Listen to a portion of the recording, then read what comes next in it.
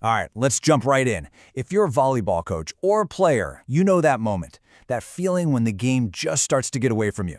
It's usually not one big thing, but this subtle shift that can totally derail a performance.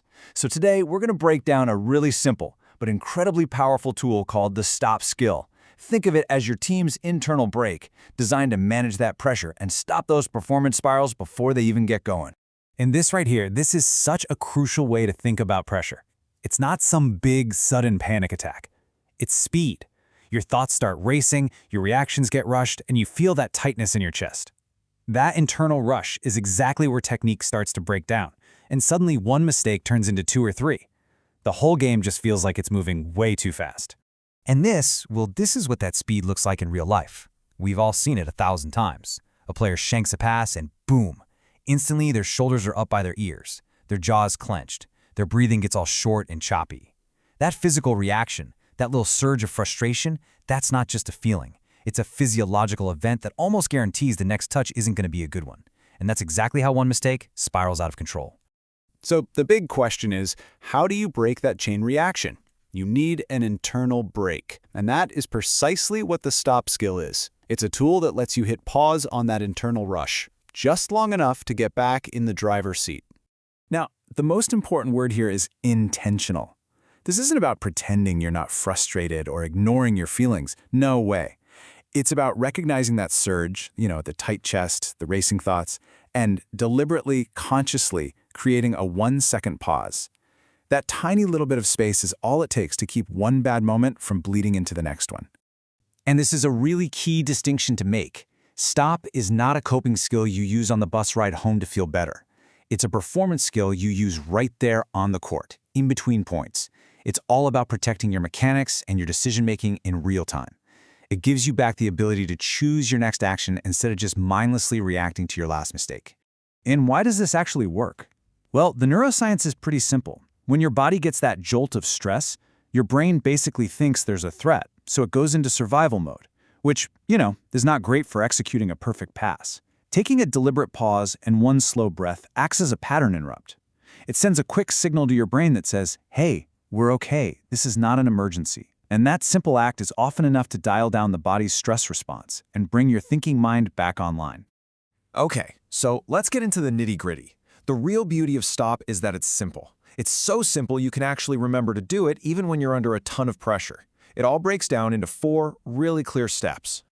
All right, so here are the 4 steps. First up, S is for stop. Just stop the physical surge. That's the pause, the interruption.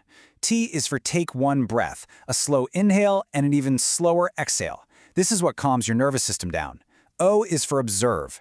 This just means quickly naming what's going on inside your head without judging it. A quick mental note like, I'm rushing or feeling tight. And finally, P is for proceed. You re-engage with the game with a clear intention, asking yourself, okay, what's my job right now? So how do we turn this from just a cool idea into an actual habit? Look, you don't train the stop skill by sitting in a circle and talking about feelings. You have to train it right inside the normal flow of your everyday volleyball drills. That's how it becomes a reflex, not just another thing to think about. Here's a perfect example. You run a totally normal serve-receive drill, but you do it just a little bit faster than your players are comfortable with. Now, the goal isn't to make them fail. It's to help them feel that moment when their timing gets ahead of their breathing. As soon as you see a player's shoulders tense up or their footwork gets frantic, you just give the cue, stop. All they do is take one single breath, reset, and they're ready for the next ball. Here's another fantastic one, this time for hitting lines. The rule is dead simple. You have to make 2 clean contacts in a row. If a hitter makes a mistake, they don't just grab another ball and swing away. They have to pause, take one full stop breath, and then reset their approach. This isn't a punishment. It's brilliant, actually, because it directly connects that feeling of frustration with the action of resetting. You're building a productive habit right where it's needed most. And over time, this becomes something you can actually see. It's not loud or dramatic. You'll just notice it in the small moments. A server taking that extra second at the baseline, a passer letting out a slow, quiet exhale, or an athlete's shoulders physically dropping after they make a mistake. You'll see coaches using a simple nonverbal cue, like a palm-down gesture, and you'll find athletes developing their own little internal cue words like reset. So really, integrating this one skill is what can completely transform a team's ability to handle pressure. It helps them move from being purely reactive to being regulated. And honestly, that's the absolute foundation for any kind of high performance. And this right here, this is the ultimate payoff. Because when one player uses the stop skill, it doesn't just help them. That sense of calm is contagious. It sends this little ripple of stability through the entire team.